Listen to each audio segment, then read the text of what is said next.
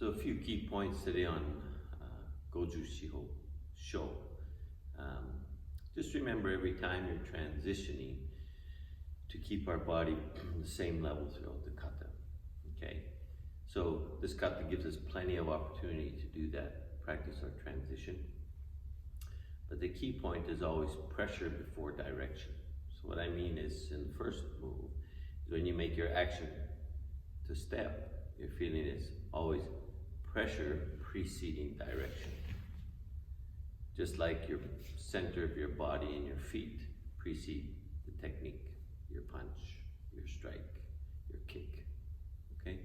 So always is a feeling of, in the kata or any kata or kihon, any movement, is always my pressure, then my direction.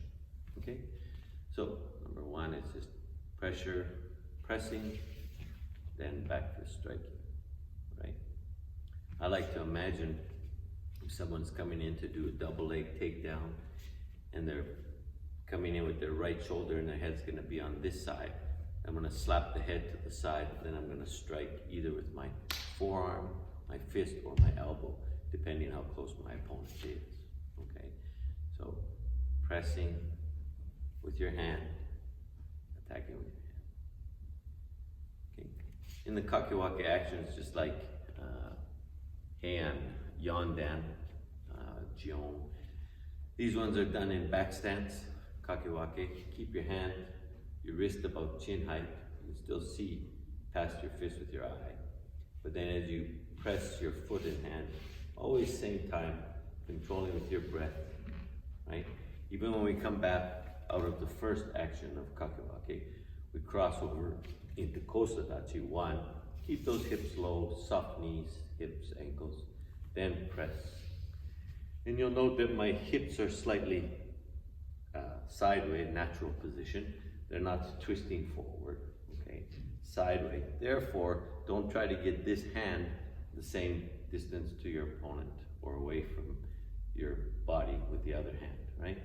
This shoulder's back, hands are in the same arm position.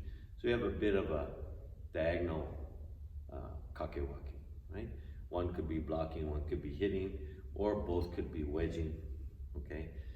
And one of the keys to opening the hands when you're using kakewake is to change the distance from the right hand to the left hand. So separating or changing my opponent's presentation to myself. When I go to do kakewake, I want to separate their arms on a diagonal, okay? So you'll see this in jion, you'll see this in yondan, and then this one goes Gojushihosho, right?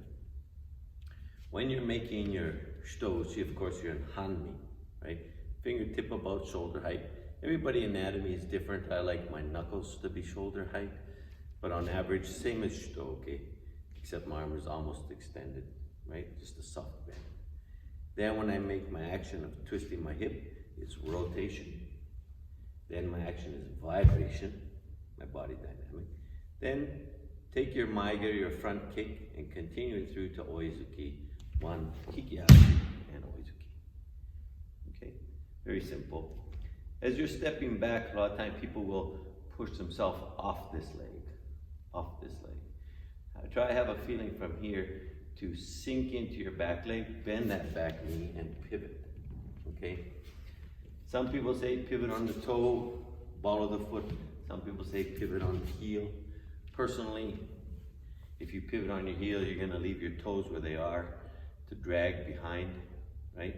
So what I mean is you're going to keep your heel and you're gonna drag your toes, which is going to torque your knee, okay? So my suggestion to you or anyone is, as I step, pressure, and as I create pressure, my ball of my foot's gonna keep contact to the floor, keep my knee bent, and pivot, right? So yes, I focus on the ball of the foot, but it's more right behind the ball of the foot where I'm feeling that pivot action. So as I step back, one, then keep your elbow, same position as you would age-uke.